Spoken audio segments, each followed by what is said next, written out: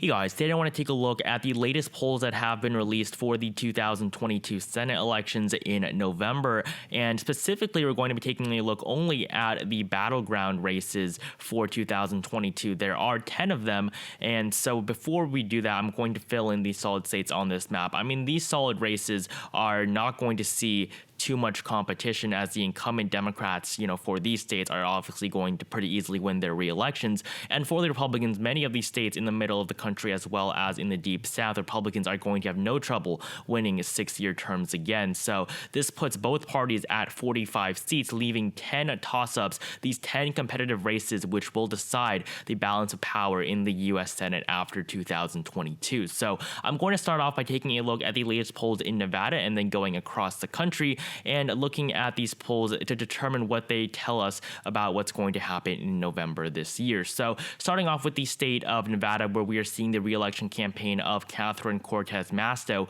first elected in 2016. So in 2022, she is going to face off against Adam Laxalt, the former attorney general. His father was actually a senator representing New Mexico in the U.S. Senate, and his grandfather was the former governor of the state of Nevada. So very long political history in his family for Adam Laxalt. And in 2022, his polling numbers are relatively strong for someone challenging an incumbent in a state that does, favor the Democratic Party as a whole. So Catherine Cortez Masto, with the 3 latest polls released, leads by an average of 0.7%. Really, the only thing that's helping her is this independent poll that was released. And, you do see, though, that these 2 polls where Adam Laxalt leads in November, they were Republican funded. And this one here, this NRSC poll was actually funded by the Laxalt campaign. So with this independent poll, these 2 polls, the 2 Nevada independent polls, you do see that Catherine Cortez Masto is actually leading. The only polls in which Adam Laxalt is leading in are polls that are funded either by the Republican Party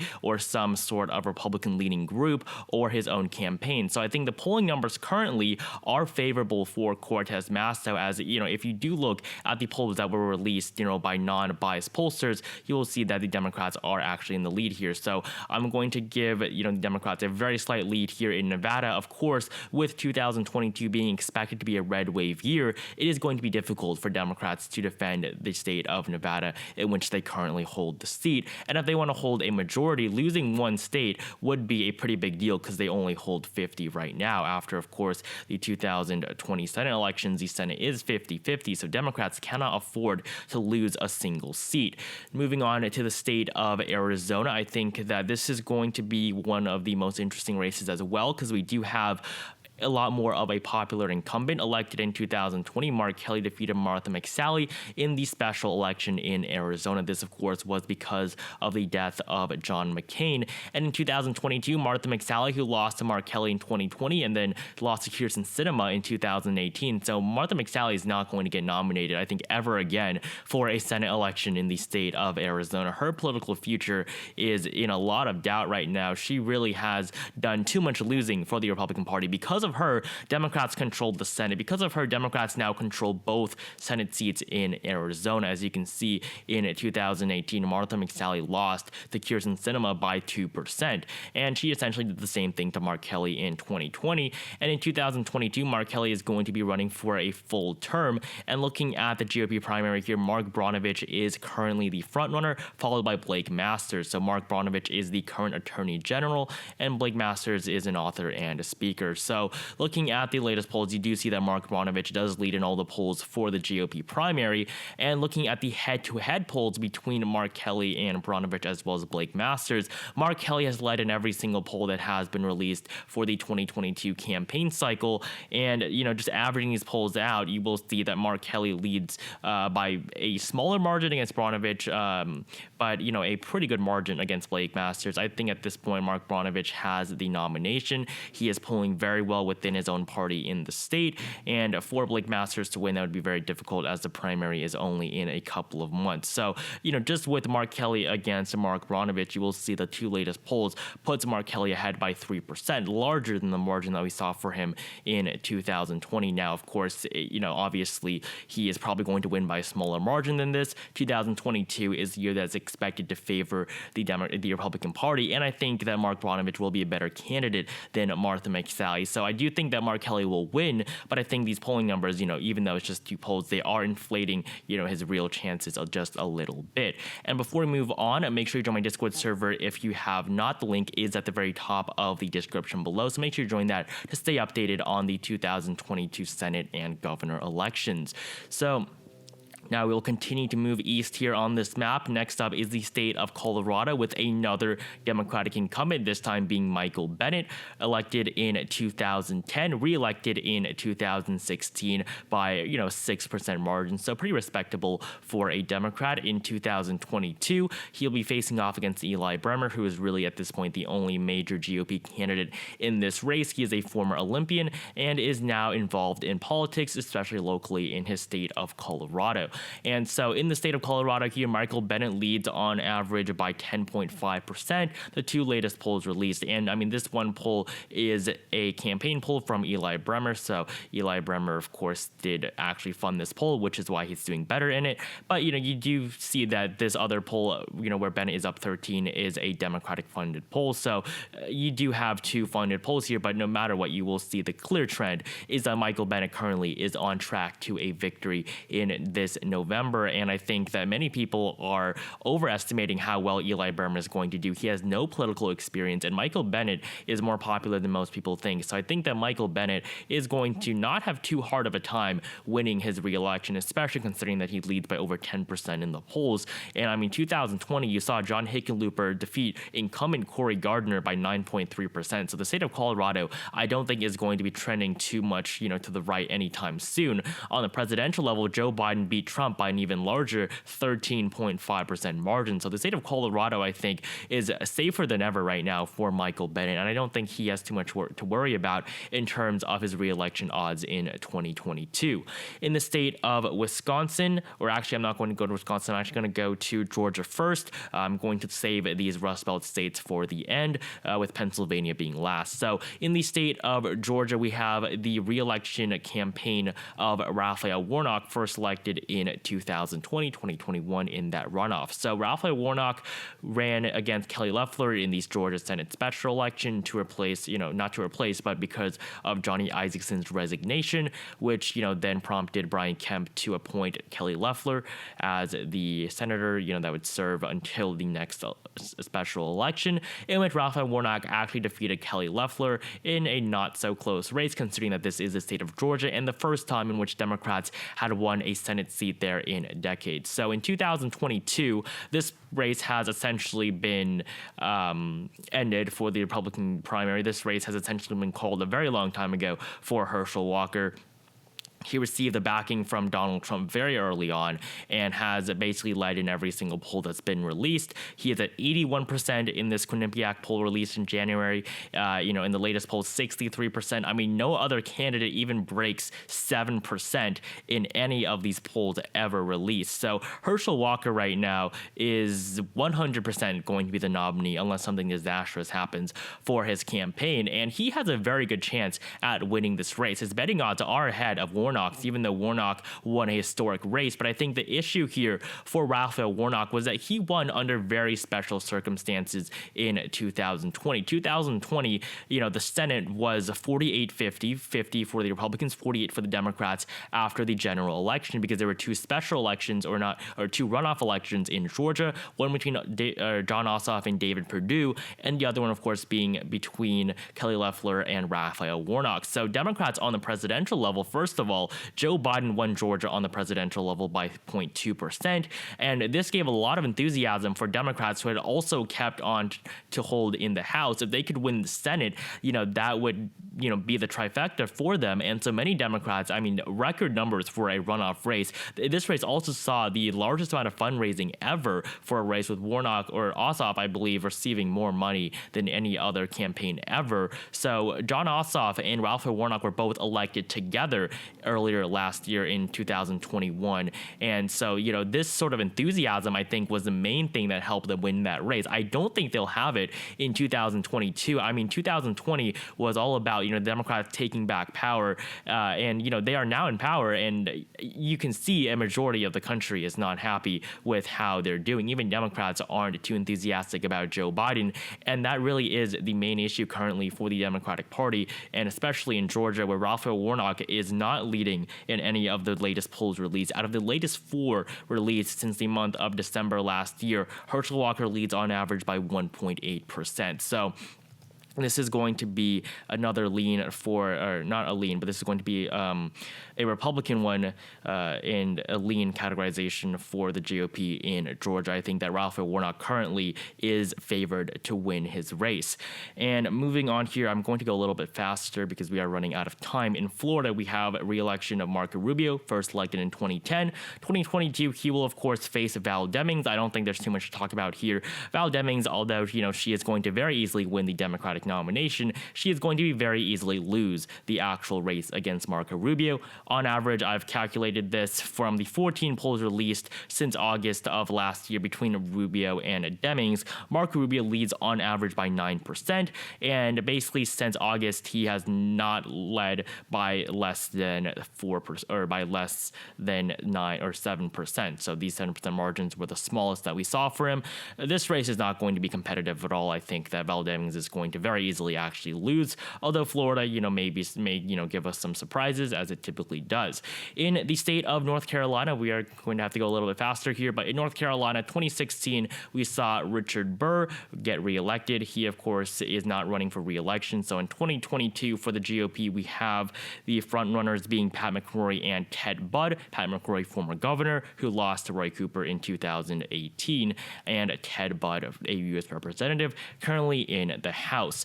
And for the Democrats, for the GOP here, you do see that Pat McCrory, Ted Budd are, very neck and neck in the polls recently. So both can actually win. And for Democrats, Sherry Beasley, the former Chief Justice of the North Carolina Supreme Court, is currently the frontrunner for the Democratic primary. And looking at the latest polls between Beasley and these two Republican hopefuls, you do see that the Republicans have a slight lead, with McCrory leading by 2 and Budd leading by 1. So I'm going to classify this state here currently as being lean for the Republican Party. I think the Democrats are probably not going to win North Carolina. You saw even with Cal Cunningham and his record-breaking campaign before the 2 Georgia runoffs, Cal Cunningham raised, a huge amount of money against Tom Tillis. Of course, the record was for Jamie Harrison in North Carolina before Ossoff and Warnock. But in North Carolina, Tom Tillis was very close to losing. I think that if Cal Cunningham did not have that scandal, he would have easily won this race, but he still ended up losing. And I think that 2022 is not going to be the year where Democrats finally flip North Carolina back. In the state of New Hampshire, we have Maggie Hassan's re-election, first elected in 2016, very close race against Republican incumbent Kelly Ayotte. This was the closest race of 2016, and in 2022, you're going to see that Maggie Hassan, I think, is going to have a lot easier of a time. The only polls in which, there are no polls in which any of these 2 Republicans win. Currently, the 2 GOP frontrunners are Donald Boldeau and Chuck Morse. And Chuck Morse being currently the actual frontrunner in this race currently, he has a higher chance of winning. Chuck Morse is currently the president of the New Hampshire Senate and former acting governor of the state, Donald Boldeau being a brigadier general in the U.S. Special Forces. So I think that in New Hampshire, Maggie Hassan is favored definitely to win this race against Chuck Morse. She leads by 10.5%, and against Donald Boldeau, she actually leads by 6. So I don't think that New Hampshire is going to be too competitive, but I think it is definitely going to be a race to watch. And, you did see, of course, in 2020 on the Senate level, Jean Shaheen winning by 16% against Corky Messner. And I think that North Carolina, even though Corky Messner was a pretty weak candidate against Jean Shaheen, it is definitely a sign that Maggie Hassan probably is not going to have too much trouble winning her re-election. I think Republicans are being a bit too confident in this race. Now, finally, we're going to move on to the Rust Belt. These final 3 states that will decide, with the makeup of the Senate. I think the Rust Belt will end up deciding. I think Pennsylvania will be one of the closest races that we see, along with Georgia and Nevada. But in the state of Wisconsin, we are seeing the re-election campaign of Ron Johnson to a 3rd term. In the Democratic primary here, Mandela Barnes is the clear frontrunner. The lieutenant governor of the state leads in basically every single primary poll that has been released. And against Ron Johnson, the only poll does show that they are even, but this is a, Mandela Barnes campaign poll, and Ron Johnson, this was even before Ron Johnson had announced that he would be running for re-election. So I'm actually going to give this for the GOP. I think that, with the fact that it was a campaign poll and the fact that Ron Johnson hadn't even announced his campaign, I think that, obviously Ron Johnson is still a little bit is still edging Mandela Barnes out just a little bit. Even though they're even, this is a campaign-funded poll where the Democrats are obviously going to have a slight advantage. And moving, a little bit to the east here, in the state of Ohio, I think is going to see a pretty interesting race. Rob Portman very easily won re-election in 2016. He will not be running again in 2022. And for the GOP, we have the 2 frontrunners being Josh Mandel, as well as Mike Gibbons, who recently entered the race. He's an investment banker and a candidate for Senate in 2018. He was not nominated, but he did run for that GOP nomination in 2018. And the latest polls do show that Mike Gibbons is now the frontrunner, although he only has 1/5 of the Republican electorate. So, definitely Josh Mandel can come back. A huge majority of Republicans are undecided, or plurality are undecided. And if you look at the latest polls between Tim Ryan and Josh Mandel, there are no polls between Ryan and Gibbons because Gibbons is too new to the race at this point. Of course, the Democratic primary is very much in the hands of Tim Ryan, who has, I think, a 95% chance of winning the nomination. So Tim Ryan, a representative from the state, is running against either Gibbons or Mandel, but currently the polls between Mandel and Ryan do show the Republicans obviously have a clear advantage in this race, leading by an average of 3.3%. So this is going to be another lean state on the East Coast for the Republicans. And finally, in the state of Pennsylvania, we only have one poll between John Fetterman and Mehmet Oz. This is really the only one that we've seen so far between any major candidates on both sides. 2016, Pat Toomey won his re-election. 2022, he will be retiring as well. So many Republican retirements in these battleground states, not a good thing for them. But for the Republican primary, currently the frontrunners are Mehmet Oz and David McCormick. So David McCormick is the former Treasury Undersecretary, so that's Under Deputy Secretary, so basically third in charge of the Treasury. And for Mehmet Oz, he is of course a surgeon and television host. Mehmet Oz, when he joined the race after the departure of Sean Parnell, Sean Parnell used to be the frontrunner for this race, but after Parnell dropped out, Mehmet Oz joined. He was leading in the latest polls, and then David McCormick joined the race, and David McCormick is now the frontrunner. Mehmet Oz, I think, still does have a chance. He's not losing by too much, especially according to this latest poll here, but I do think that David McCormick is currently the one to watch. But the latest poll between Fetterman and Oz does show Fetterman ahead.